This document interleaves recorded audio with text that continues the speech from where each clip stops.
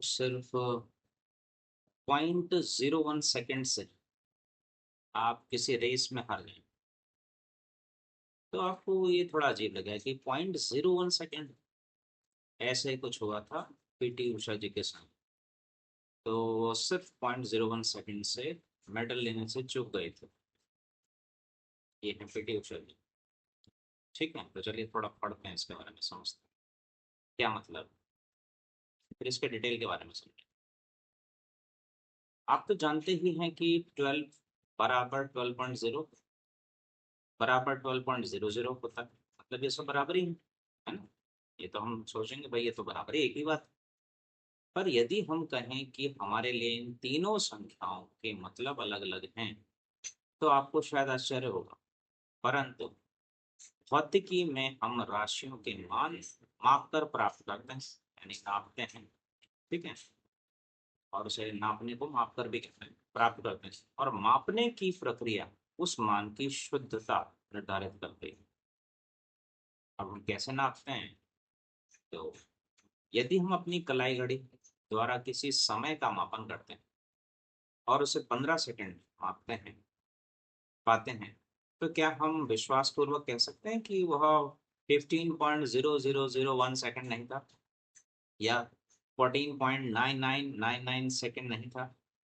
हमारी कलाई घड़ी तो 1 सेकंड से कम का मापन कर ही नहीं सकती। हम तो इतना ही कह सकते हैं कि वह 14 सेकंड से अधिक और 16 सेकंड से कम, अर्थात हमने समय अंतराल को घड़ी द्वारा मापकर जो 15 सेकंड लिखा है, उसके आखिरी अंक में संशय है, डाउट है, संशय नहीं, डाउट।